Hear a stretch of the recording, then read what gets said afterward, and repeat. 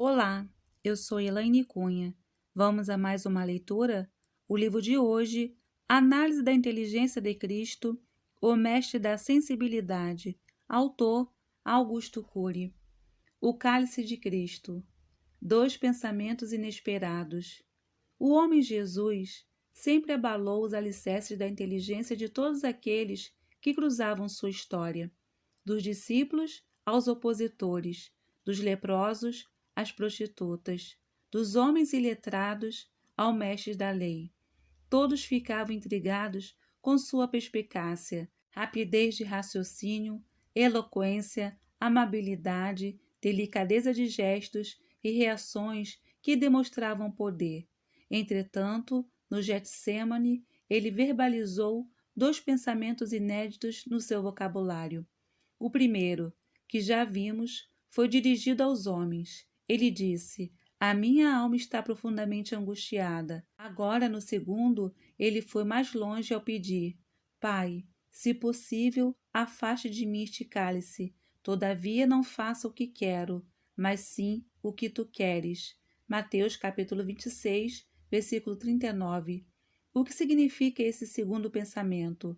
Significa sofrer por antecipação? Aquele homem sólido e aparentemente inabalável hesitou diante do seu martírio?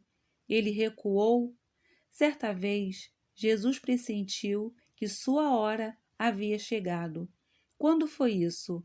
Poucos dias antes do Getsêmani, quando alguns gregos vieram visitá-lo. Sua fama se expandira tanto que já havia atingido o país da filosofia, a Grécia. É provável que em outras nações já se falasse a seu respeito.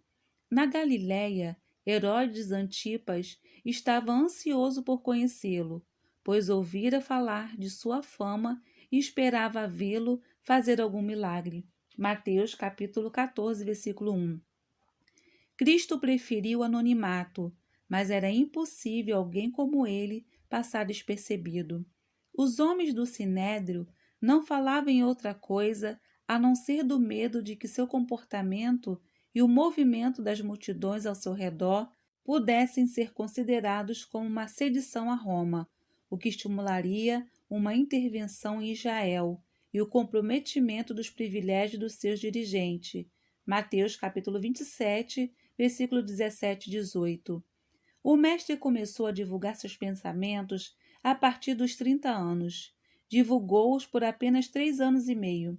Nesse curto período, causou um tumulto sem precedentes naquela nação. As multidões, para a inveja da cúpula judaica, seguiam-nos atônitas. Se tivesse vivido mais 2 ou 3 anos, ainda que não fizesse qualquer marketing pessoal, talvez não apenas os povos de outras nações se dirigissem a ele, como também ele pudesse abalar o império do Tibério, o imperador romano. Com a aproximação dos gregos, pressentiu que o tempo de sua partida tinha chegado. Disse: É chegada a hora. Marcos capítulo 14, versículo 41. Sabia que seu comportamento e o que ele exaustivamente anunciava jamais seriam aceitos. Graças à sua fama e aos seus atos, o povo estava querendo aclamá-lo rei. Mas aquele dócil homem dizia, para a perplexidade de todos, que o seu reino não era deste mundo. As pessoas, obviamente, não entendiam sua linguagem. Se a multidão continuasse alvoroçada, uma guerra se instalaria. Roma interviria com vigor, como ocorreu 37 anos depois, no ano 70 depois de Cristo.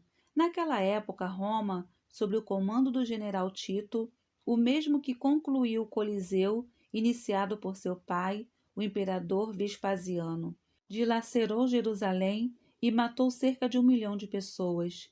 Jesus era veemente contra qualquer tipo de violência. Aceitava colocar sua vida em risco, mas protegia as pessoas ao seu redor, até seus opositores, e por isso conteve a agressão de Pedro aos soldados que o prendiam. Todavia, sua fama aumentava cada vez mais. Já não conseguia andar com liberdade. As pessoas o espremiam por onde ele passava. Naquela época, alguns judeus, querendo matá-lo, chegaram até a usar uma mulher como armadilha. Flagrada em adultério, ela ia ser apedrejada se não fosse a exímia sabedoria e ousadia de Jesus expressa na frase: quem não tem pecado, atire a primeira pedra. João capítulo 8, versículo 7. Aqueles homens sedentos de sangue foram então obrigados a se interiorizar e a repensar sua violência. Quando os gregos pediram a um de seus discípulos para encontrar Jesus, este lhe disse: minha alma está agora conturbada. Que direi eu? Pai, salva-me desta hora. Mas foi precisamente para esta hora que eu vim. João capítulo 12, versículo 27. Aqui, quando pensou no seu martírio, mencionou que estava angustiado. No entanto, naquele momento, ele sentiu apenas uma pequena amostra da angústia que sofreria dia depois no Getsêmani. Logo se refez e os discípulos não perceberam a sua breve dor. Naquela situação, ele ainda demonstrava ser inabalável, pois discorreu sobre o julgamento do mundo. Também descreveu o tipo de morte que teria, dizendo: quando eu for elevado da terra. João capítulo 12, versículo 32. Ser elevado da terra significava ser crucificado.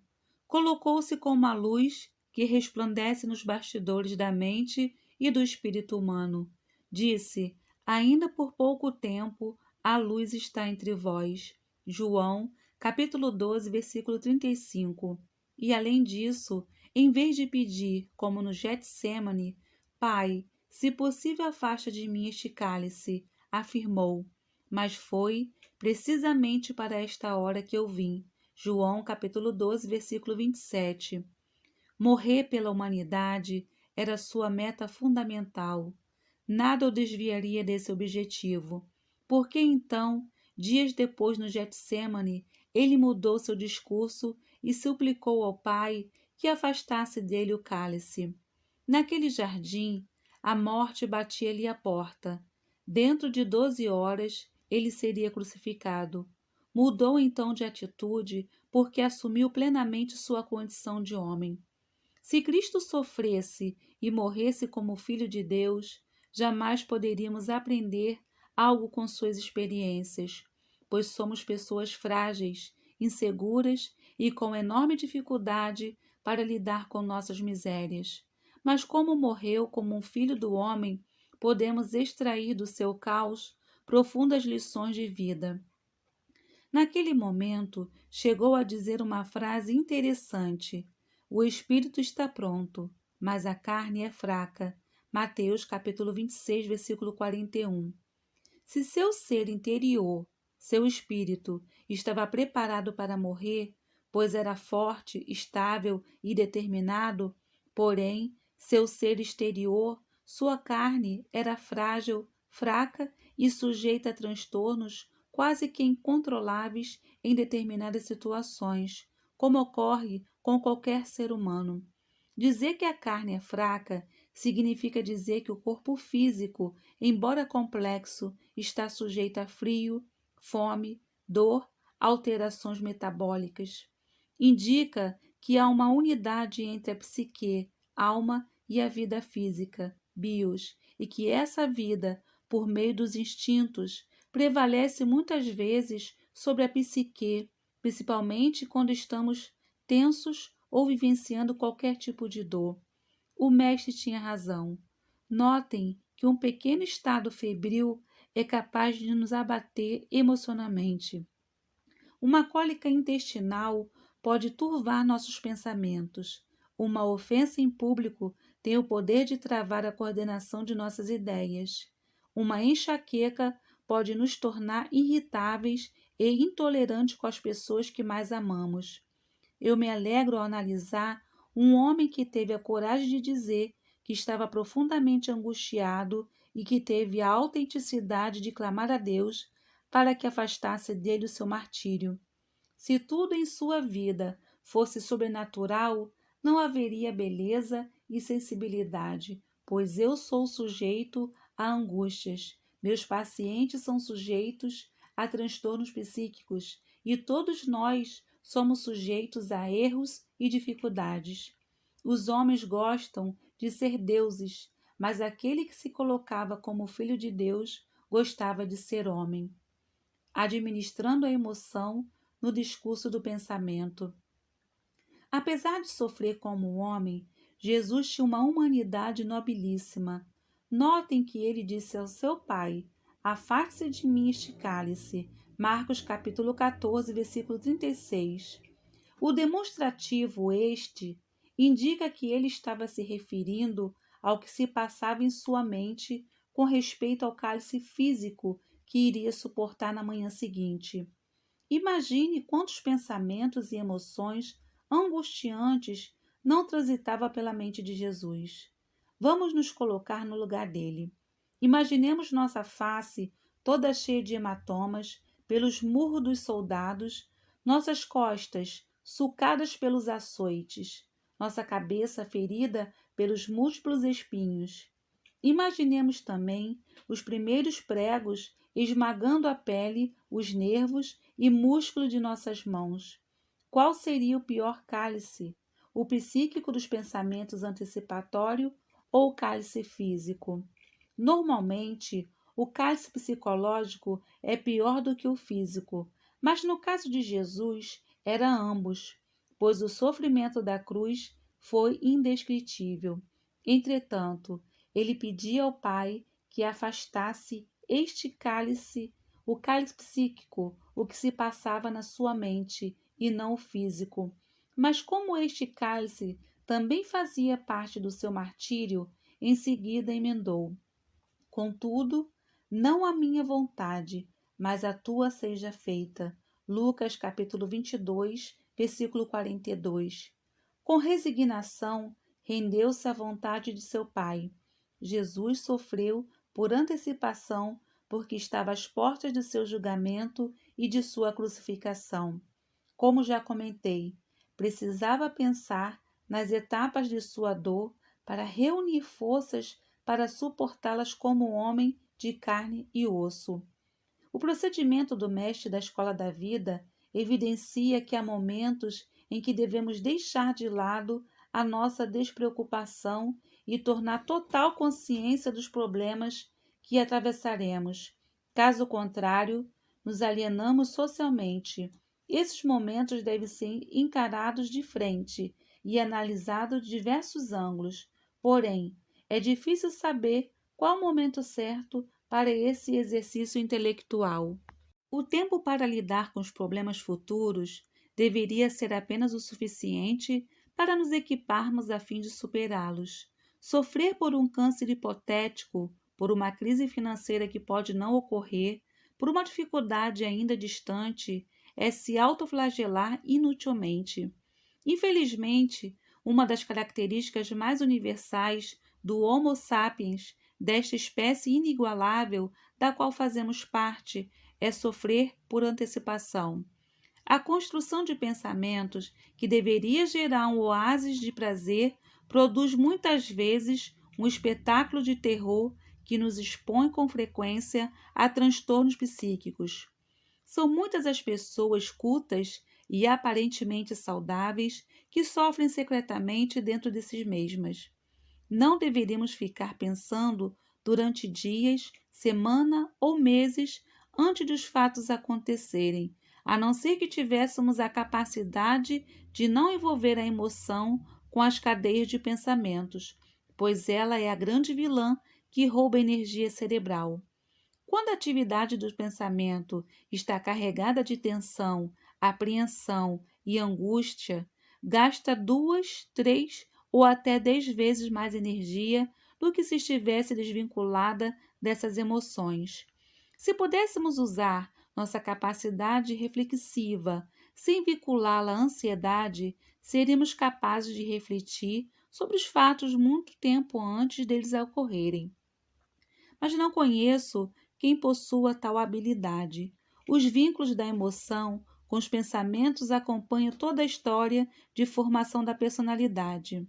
Uma análise psicológica estrita da personalidade de Cristo indica que ele teve essa habilidade.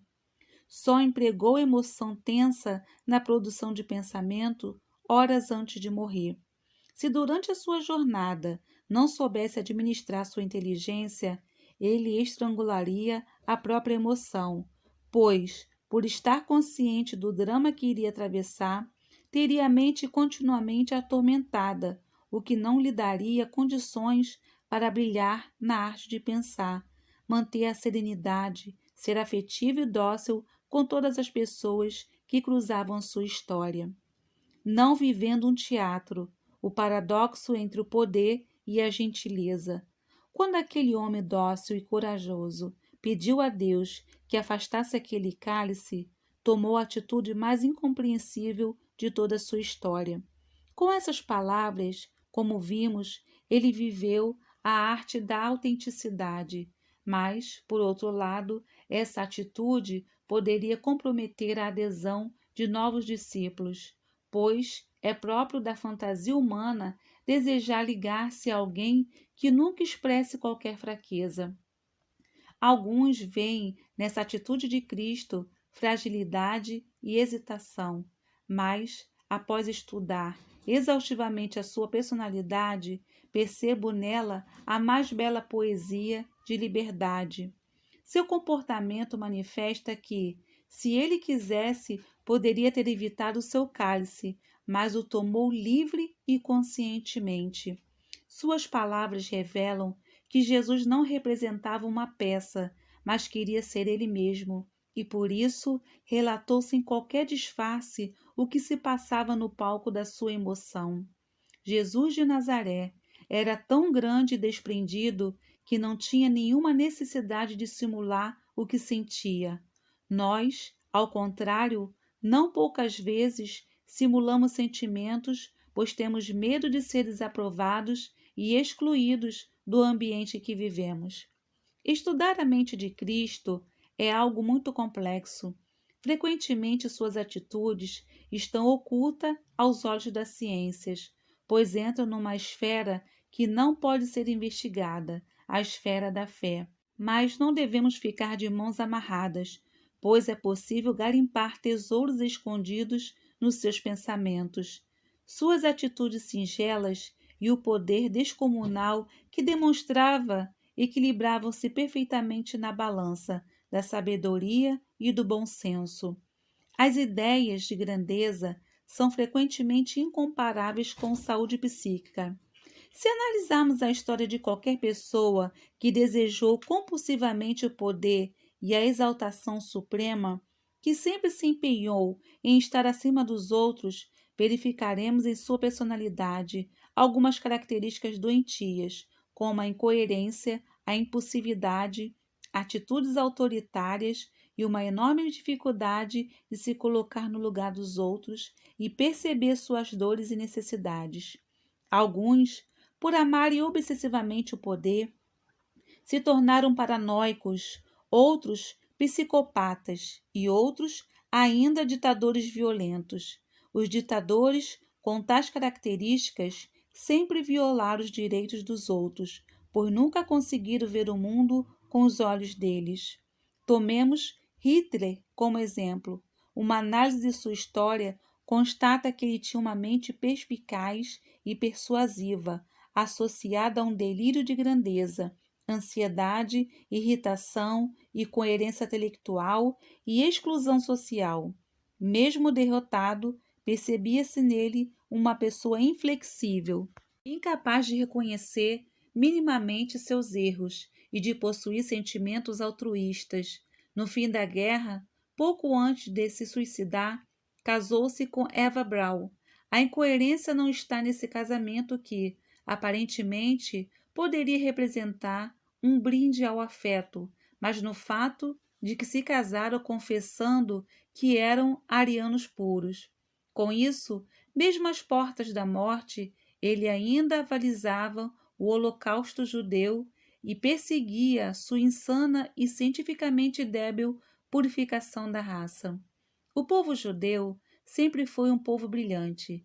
Perseguiu, dizimou, um ditador psicopata incapaz de compreender que uma raça ou mesmo a cor da pele e a condição cultural jamais poderia servir de parâmetro para distinguir dois seres da mesma espécie, pois são seres que partilham os mesmos fenômenos, que leem a memória e produzem as insondáveis cadeias de pensamentos, bem como todos os elementos que estruturam a inteligência e a consciência.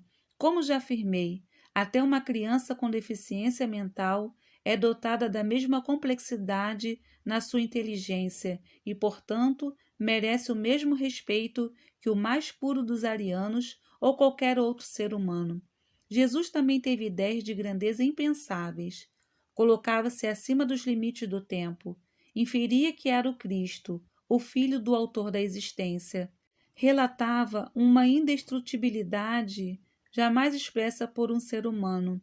Todavia, ao contrário de todos os homens que amaram o poder, preferia a singeleza e a humildade. Apesar de se expressar um poder em comum, jamais excluiu alguém. Amava os judeus com uma emoção ardente e, com exceção da cúpula do poder, eles o amavam igualmente. Para a felicidade dos leprosos, das prostitutas e das barulhentas crianças, aquele homem que evidenciava a sua grandeza procurava as pessoas mais simples para se relacionar. Podia usar seu poder para controlar as pessoas e colocar o mundo a seus pés, mas vale sempre relembrar seu gesto de suprema humildade, abaixando-se e lavando os pés de homens sem privilégios sociais. O amor que o movia ultrapassava os limites da lógica. A psicologia não consegue perscrutá-lo e analisá-lo adequadamente, pois sua personalidade é muito diferente do comum. Um plano superior. Se Cristo desejasse camuflar suas emoções, jamais teria expressado sua dor no Getsêmani e jamais teria manifestado a sua vontade de não beber o cálice. O objetivo do mestre era muito mais ambicioso do que fundar uma escola de ideias ou uma corrente de pensamento.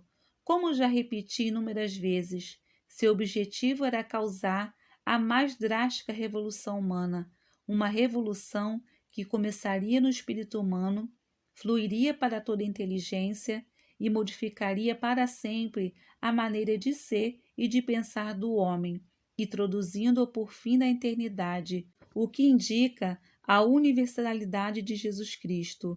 Ele veio para todos os povos e para as pessoas de qualquer religião, cultura, raça e condição social. Se Platão, Sócrates, Hipócrates, Confúcio, Sakyamuni, Moisés, Maomé, Tomás de Aquino, Spinoza, Kant, Descartes, Galileu, Voltaire, Rousseau, Einstein e tantos outros que brilharam por sua inteligência e contribuíram por meio de pensamentos científicos, filosóficos ou religiosos para enriquecer a qualidade de vida, fosse contemporâneo de Jesus Cristo e vivesse nas regiões da Galiléia e da Judéia, certamente não estariam no sinédrio acusando, mas fariam parte do rol de seus amigos. Sentariam com ele à mesa e teriam ricos diálogos. Provavelmente andariam em sua companhia de aldeia em aldeia e chocariam quando ele partisse. O mestre de Nazaré não veio destruir as culturas, segundo está claramente expresso em todas as suas biografias. Ele veio para dar vida ao ser mortal, introduzir a natureza de Deus dentro dele, enriquecê-lo com uma fonte inesgotável de prazer e imergi-lo numa vida infindável. Jesus não era uma estrela no meio das pessoas. Ele se misturava com elas, fazia parte de sua cultura e se tornava uma delas. Questionado por se misturar ralé e comer sem lavar as mãos, ele disse: não é o que entra pela boca que torna o homem impuro, mas o que sai dela. Mateus capítulo 15, versículo 11. Não estava menosprezando a higiene, mas queria demonstrar que viera para mudar o interior do ser humano. Para isso, estabeleceu princípios universais. como o que bradou no Sermão da Montanha. Disse: Felizes ou bem-aventurados são os pobres no espírito. Mateus capítulo 5, versículo 3. Ou seja, aqueles que valorizam mais o ser do que o ter e se colocam continuamente como aprendizes diante da vida. Também chamou de bem-aventurados os pacificadores, os misericordiosos, os puros de coração, os que amam e têm sede de justiça. Chegou ainda a dizer que são bem-aventurados os mansos, porque herdarão a terra. Mateus capítulo 5, versículo 4. Parecendo entrar em contradição com a história. A história relata que, frequentemente, os que exercem qualquer tipo de violência foram os que herdaram a terra ou ocuparam os espaços sociais. Embora nas sociedades democráticas tenha havido muitas exceções, até na teoria de Darwin, os mais fortes e adaptados são os que dominam os mais fracos. Todavia, segundo a sólida convicção do carpinteiro de Nazaré, os mansos são aqueles que um dia herdarão a terra. Cristo viveu a mansidão como uma sinfonia de vida. Causou a maior revolução da história sem desembainhar nenhuma espada, sem produzir qualquer tipo de violência. Inspirou muitas pessoas ao longo das eras. Uma delas foi Gandhi, que o admirava muito e que, como um poeta da vida, libertou a Índia do Império Britânico em 1947 sem usar qualquer violência. Somente os fortes poupam o sangue e são capazes de usar os pequenos orvalhos do diálogo, da afetividade e da tolerância para arar e irrigar o solo árido dos obstáculos que estão à sua frente. A mudança inesperada do discurso de Cristo. Lucas descreve que Jesus inclinava o rosto sobre os pés e orava intensamente. Tal posição indicava não apenas a sua humildade, mas o seu sofrimento. Nessa posição, ele navegava para dentro do seu próprio ser e suplicava ao Pai. No capítulo 17 de João, como vimos, ele fez a sua mais longa oração. Mencionou cerca de 39 vezes o nome do Pai e os pronomes relacionados a ele. Talvez tenha gastado 10 minutos nesse diálogo. Contudo, no jardim do Getsêmani, orou pelo menos por 2 ou 3 horas. Mateus capítulo 26, versículo 39 a 45. Mas, como os discípulos dormiram, não temos registro disso. Talvez tenha mencionado o nome do Pai centenas de vezes e o tenha convidado a entrar em cada cena do filme da sua mente, em cada etapa da dor que iria atravessar. Isso deve realmente ter acontecido, pois, analisando as poucas frases que foram registradas nesse ambiente, percebemos uma mudança do discurso de Jesus em relação ao cálice. O texto de Mateus mostra-nos que na primeira frase ele bradou: Meu Pai, se possível, passe de mim este cálice, todavia não seja como eu quero, e sim como tu queres. Mateus capítulo 26, versículo 39. Passado uma hora, após ter tido um rico diálogo não registrado, ele, embora gemendo de dor, mudou seu pensamento e afirmou: Meu Pai, se não é possível passar de mim este cálice sem que eu beba, faça a tua vontade. Mateus capítulo 26, versículo 42. Essas palavras indicam que ele convenceu de que não era possível deixar de beber o cálice. Essa mudança de discurso revela que Jesus tinha um pai que não era fruto de sua imaginação ou de uma alucinação psicótica. Uma alucinação e um delírio psicótico são produzidos quando uma pessoa perde os parâmetros da realidade e começa a construir, sem consciência crítica, uma série de pensamentos fantasiosos que considera reais, quando acredita convictamente que esses pensamentos ou imagens não foram produzidos por elas mesmas, mas pertencem a outro ser real que está fora dela. Assim, ouve vozes inexistentes, vê imagens irreais e tem sensações estranhas e ideias infundadas. Se desenvolvermos um diálogo um pouco mais investigativo com alguém que está em surto psicótico, perceberemos facilmente a incoerência intelectual, a dificuldade consistente no gerenciamento dos pensamentos e a perda dos parâmetros da realidade. Cristo não alucinava ou delirava quando dialogava com seu Pai.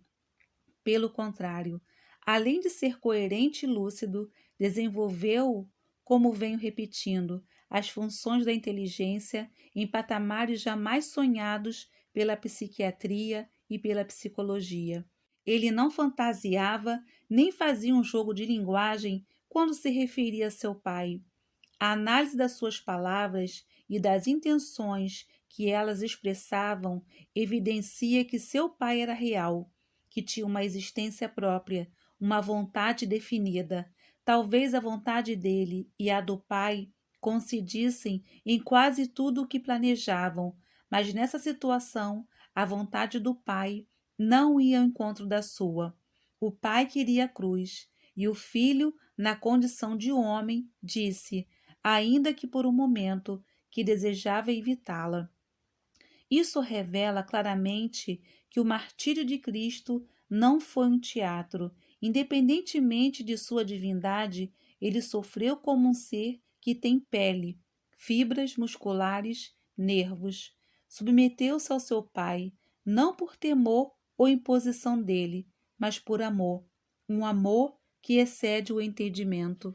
Essa diferença entre a vontade dos dois não constituía problema para eles, pois um procurava satisfazer o desejo do outro.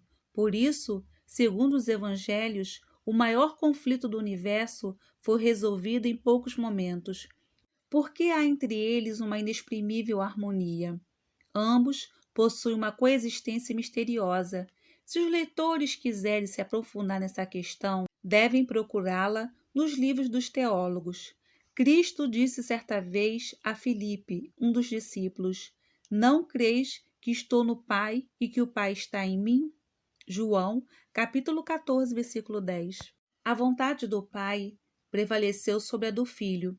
Este compreendeu que o cálice seria inevitável, por isso rendeu-se à vontade do Pai. Subtende-se aqui que o Pai, embora contemplasse os gemidos de dor do Filho e tivesse consciência dos açoites e das feridas que ele enfrentaria, o convenceu a tomá-lo. Segundo o pensamento de Cristo, se ele falhasse, o plano de Deus falharia. Neste caso, a redenção da humanidade não ocorreria. O perdão das mazelas e das misérias humanas não se realizaria. Nenhuma criatura seria eterna. A vida humana seria uma simples brincadeira temporal e, após ela, o nada. Como o pai o convenceu a tomar o cálice? Talvez tenha relatado tudo o que o filho já sabia, todo o seu plano. Entretanto, como Jesus sofria intensamente como um homem, precisava ser confortado pelas palavras do seu pai. Talvez este tenha mencionado o nome de Pedro, João, Maria Madalena, Lázaro e todos os homens e mulheres e crianças que Jesus conheceu e amou ardentemente. Jesus não teve sua vontade atendida pelo Pai, mas ainda assim orou. Por que orou então? Porque aquele diálogo o sustentou, irrigou sua alma com esperança, renovou-lhe as forças. Os discípulos, estressados, dormiam um pesado sono, mas ele velejava para dentro de si mesmo. Se o filho insistisse em não tomar o cálice, o pai realizaria o seu desejo, mas Jesus disse: faça a tua vontade.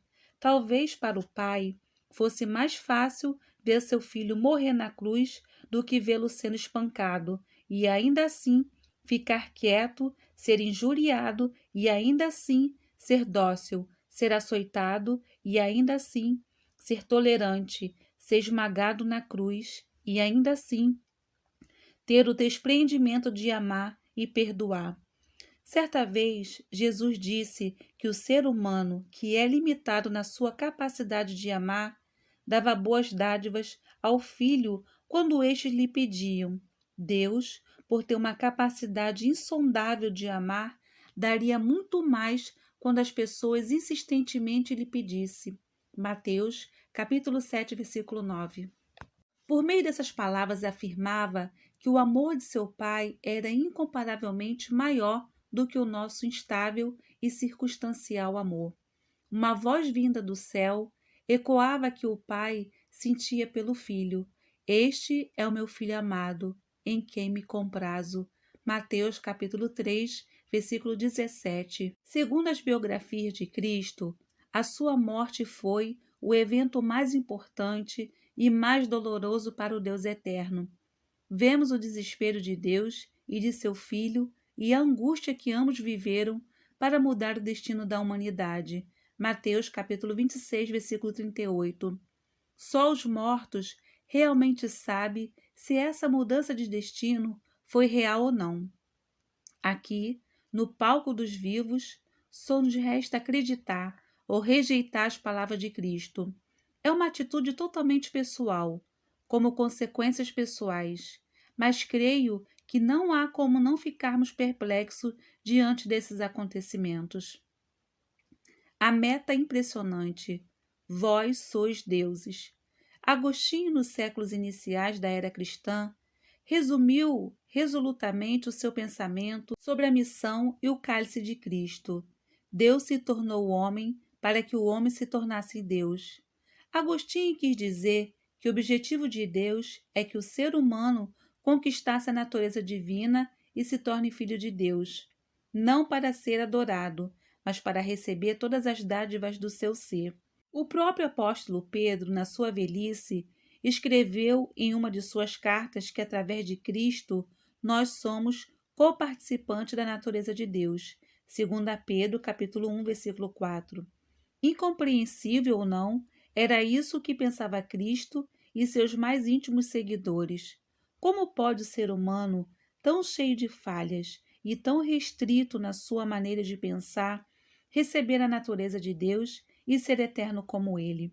De fato, independentemente de rejeitar ou não o pensamento de Cristo, uma análise profunda das suas biografias revela que tomar o cálice não tinha conotação de sofrer como um pobre miserável, mas revela o plano mais ambicioso jamais realizado, o plano de Deus de infundir a imortalidade dentro dos seres temporais. Um dia, alguns judeus se encharcaram de ira pela blasfêmia de Jesus que, sendo homem, se dizia Deus. Então, Jesus, perturbando-os, drasticamente replicou: não está escrito na vossa lei. Eu disse: sois deuses? João capítulo 10, versículo 34. O texto que Jesus citou do Velho Testamento caiu como uma bomba na mente daqueles homens que supunham conhecer as Escrituras antigas. Eles nunca tinham prestado atenção em alguns pontos fundamentais que estavam implícitos nesse texto do Salmo capítulo 86. O mestre continuou a confundi-los. Se ele chamou deuses aqueles a quem a palavra de Deus foi dirigida, e a Escritura não pode ser anulada, aquele que o Pai consagrou e enviou ao mundo, dizeis: tu blasfemas, porque eu disse, sou filho de Deus? João, capítulo 10, versículo 35 e 36. Essas palavras revelam o cerne do plano transcendental de Cristo. Ele queria que a criatura humana recebesse a natureza eterna de Deus. Se para aqueles homens as palavras do carpinteiro de Nazaré, afirmando que era o próprio Filho de Deus, já eram consideradas uma blasfêmia insuportável, imagine o que eles pensaram de seu objetivo de fazer de criaturas instáveis e temporais filho do Deus Altíssimo. Os seus opositores não sabiam como defini-lo. Uns achavam que ele estava louco, outros que ele estava tendo um delírio espiritual. Diziam que estava possuído pelo demônio, e outros ainda saíam confusos, sem nada concluir. A medicina é a mais complexa das ciências. É uma fonte concentradora das diversas áreas do conhecimento. Compõe-se da biologia, da química, da física, da matemática e de outras ciências. Todavia, o médico mais culto e experiente é apenas capaz de dizer que crê em seu tratamento pode se livrar da doença. Todavia, Cristo era tão intrigante que afirmava que quem cresce nele teria vida eterna. Que poder se escondia dentro do carpinteiro de Nazaré para que tivesse a coragem de expressar que transcenderia todas as indescritíveis consequências psicológicas e filosóficas do fim da existência? Há milhares de hospitais e milhões de médicos espalhados pelo mundo inteiro, procurando não apenas melhorar a qualidade de vida, mas também retardar o término da existência humana. Por fim, infelizmente, a morte triunfa e derrota a medicina. Todavia, apareceu um homem há 2 milênios cujas palavras causaram o maior impacto da história.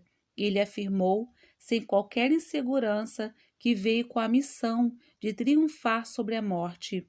Queria romper a bolha do tempo que envolvia a humanidade e fazer com que o mortal alcançasse a imortalidade. Que propósito impressionante!